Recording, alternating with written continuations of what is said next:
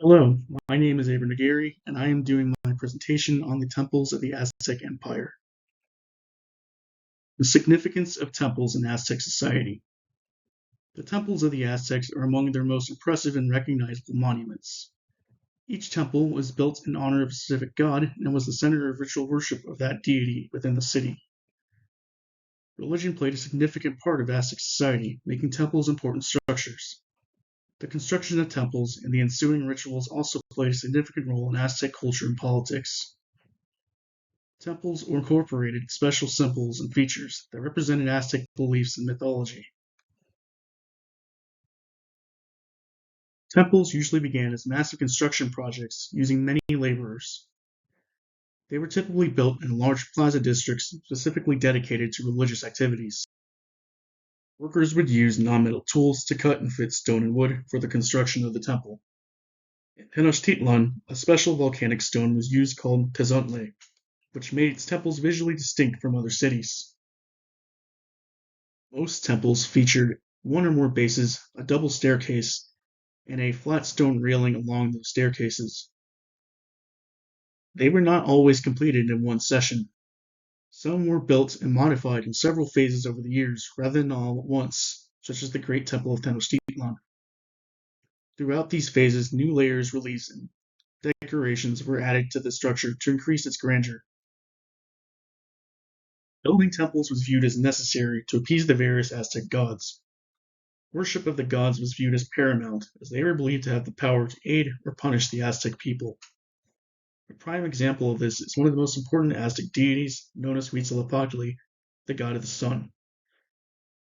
The Aztecs believed Huitzilopochtli required a constant supply of blood from sacrifices to make the sun appear in the sky.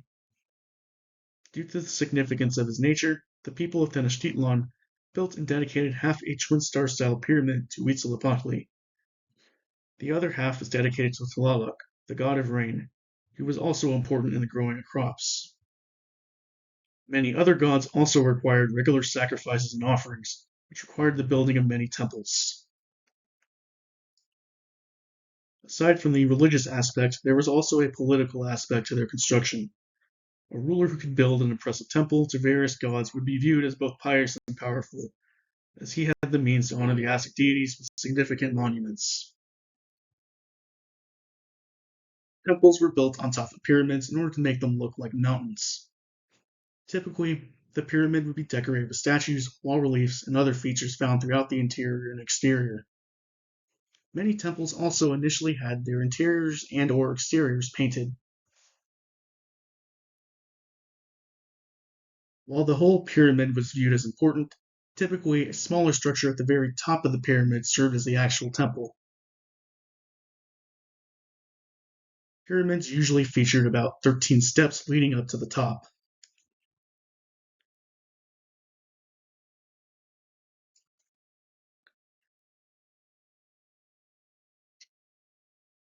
The reason that temples were made to resemble mountains was because they were symbols of fertility and also viewed as a place where Aztec ancestral spirits dwelled.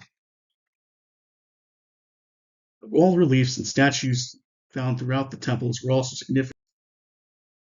These typically represented different scenes and figures in Aztec mythology. Sometimes the temples at the top of pyramids were made to resemble an eagle. This was meant to be a representation of Huitzilopochtli. As mentioned before, the placement of the temples was often significant and symbolic as well.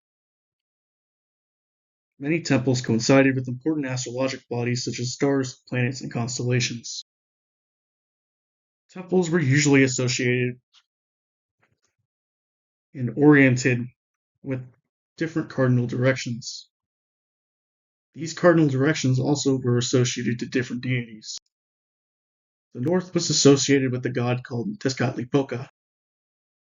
The south was associated with Huitzilopochtli. The east was associated with three gods, Tonatiuh, Chipectotec, and Comashli-Mixcoatl. The south was associated with Quetzalcoatl. The temples found at the Great Temple Complex of Tenochtitlan reflect this order. These cardinal directions also represent different aspects of the world. North represented the realm of the dead. The south represented the realm of thorns. The east represented the realm of lights, and the west represented the realm of the women. The great temple of Tenochtitlan was an important temple in the empire, dedicated to the sun god Huitzilopochtli and the rain god Tlaloc. This temple was an example of the twin star-style pyramid, which featured two temple structures at the top.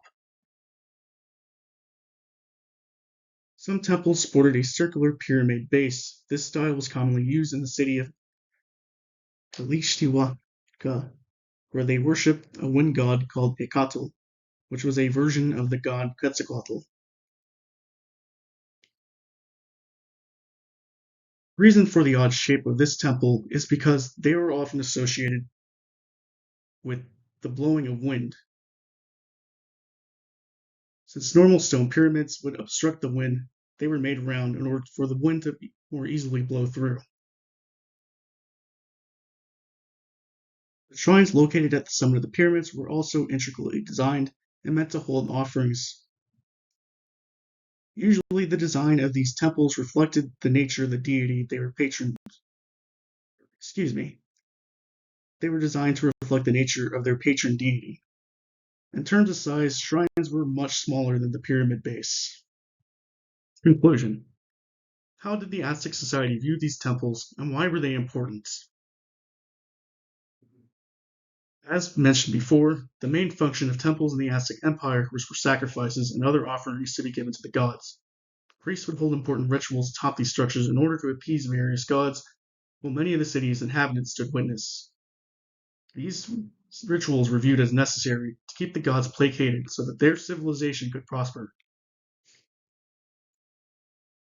Thus, it was important to build many temples.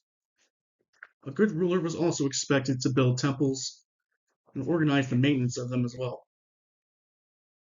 In many ways, the Aztec temples were probably some of their most important structures. It's because they represented the very authority of the gods and the effect they could have on the real world. And that is the end of my presentation. Thank you for viewing. Also worth mentioning are the references I cited in the making of this presentation.